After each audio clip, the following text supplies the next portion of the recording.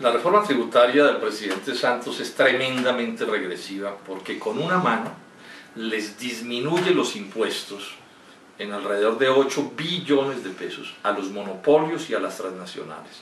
Les disminuye del 33 al 25% el impuesto de renta, les disminuye del 35 al 10% el impuesto de ganancias ocasionales, disminuye los impuestos de los capitales golondrina también del 33 al 12,5%. 8 billones de pesos. Y en esa misma proporción, en esa misma cantidad, aumentando el IVA, creando un nuevo impuesto de consumo, por ejemplo a los corrientazos y a la medicina prepagada y a los ingresos por trabajo, salariales o por honorarios de las clases medias, aumenta en 8 billones de pesos también los impuestos a estos colombianos.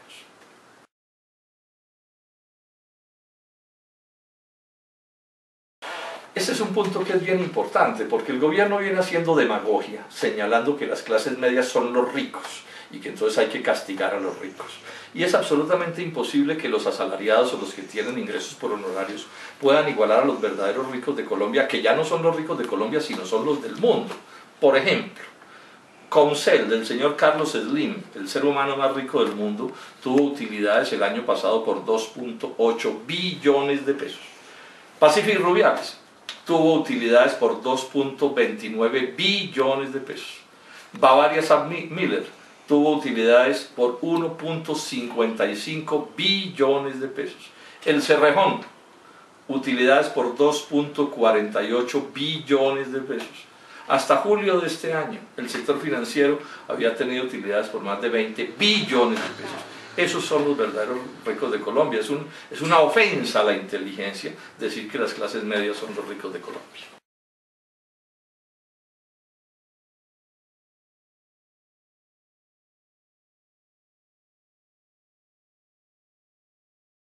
Cuando el gobierno sataniza las deducciones tributarias de las personas que tienen ingresos por su trabajo, ingresos, no ganancias del capital, que son cosas distintas, lo hace para ocultar que quienes tienen los verdaderos descuentos tributarios son precisamente los monopolios y las transnacionales. El Banco Mundial en recientes estudios dicen que estos monopolios y estas transnacionales tienen descuentos tributarios, rebajas tributarias en número de 80, que valen más de 6 billones de pesos, más de 6 billones de pesos.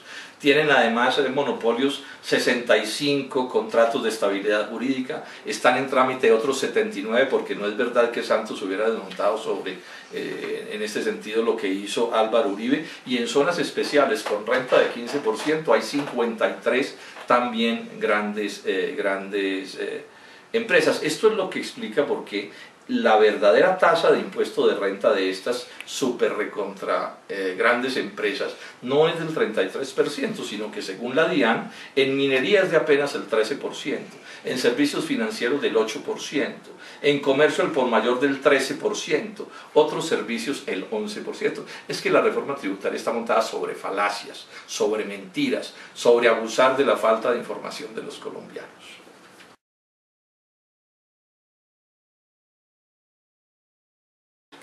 La reforma tributaria, también para servirle a los monopolios y a las transnacionales, les quita a estas grandes empresas, les quita unos pagos que ellos tienen que hacer de las nóminas para financiar el bienestar familiar y el SENA. Y el gobierno dice que eso lo va a sustituir con un gravamen a la renta.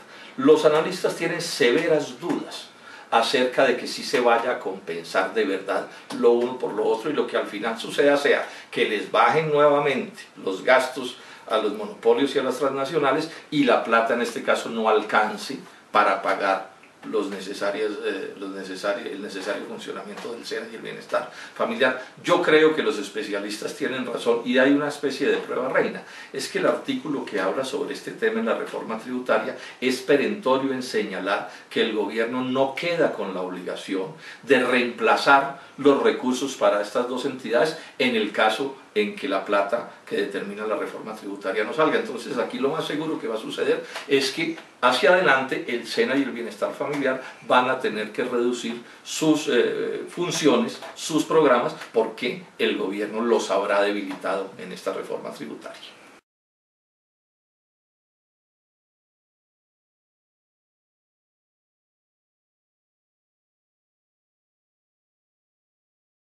Ese es una especie de chiste cruel, que además lo vienen echando desde los días de César Gaviria. Aquí no ha habido reforma neoliberal de libre comercio retardataria que no la aceiten con el cuento de crear empleo y con el cuento de formalizar el país. Si esas cosas fueran verdad, en Colombia no habría un solo desempleado ni un solo informal, si esta retórica resultara ser cierta. Pero además el doctor Estefano Farné, profesor de la Universidad Externado de Colombia, director del Observatorio Laboral de esa institución, el día en que yo grabo esta entrevista, sábado 13 de octubre, explica en un artículo en el periódico El Tiempo que esos son cuentos, que las cuentas hechas por esa institución no dan y que el gobierno lo que ha hecho son cálculos alegres que yo sé que el gobierno hace con todo propósito para engatusar a los colombianos.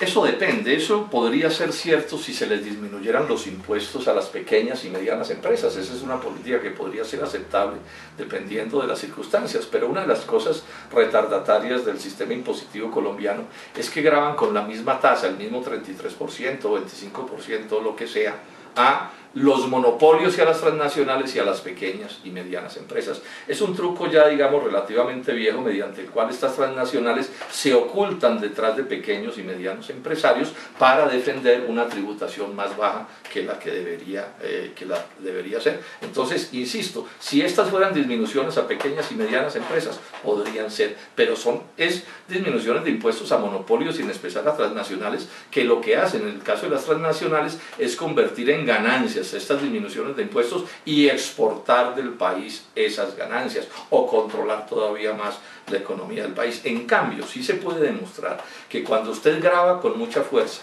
a las clases medias, al pueblo raso, mediante IVA o impuestos a la nómina o cualquier cosa de sistema de este tipo, al disminuir la capacidad de compra de la nación, pues las pequeñas y medianas empresas que nos interesa promover no encuentran a quién venderle porque la capacidad de compra de los colombianos es muy baja. O sea que la teoría es exactamente al revés de como dice el gobierno nacional.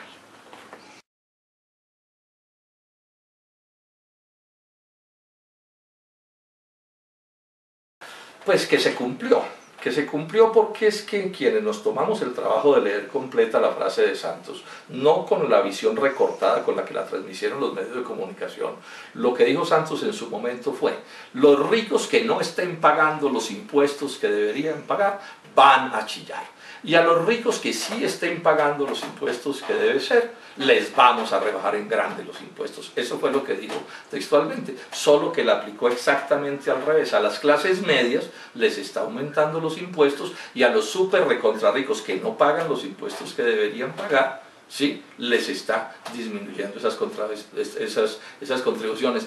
El doctor Santos, en cuerpo entero. Su verdadera diferencia con el gobierno anterior es que este es un gobierno bastante menos afecto a la verdad, a la veracidad de lo que dice.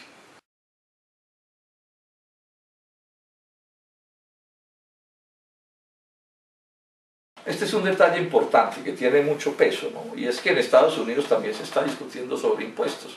Bueno, la posición del Partido Republicano, del señor Mitt Romney, es la de disminuirle los impuestos a las transnacionales, al gran capital, y subírselos al pueblo raso y a las clases medias. Aquí cabría una pregunta al Partido Liberal: ¿están defendiendo las concepciones republicanas sobre impuestos? Y por supuesto, pues, que también se sabe otra cosa: el tanque de pensamiento donde trabaja el doctor Cárdenas, el ministro de Hacienda en Estados Unidos, es un tanque de pensamiento que funciona con las concepciones del Partido Republicano. Y no olvidemos que esa es la idea que tiene el doctor Cárdenas de las cosas. Explicamos en la Comisión Quinta una vez cómo este ministro fue capaz, en una reunión con 300 mineros en Toronto, en el Canadá, decirles que les acababa de crear un viceministerio para hacerlos felices, para hacer felices a las transnacionales de la minería. Luego, esta reforma no debe sorprendernos tampoco de ninguna manera.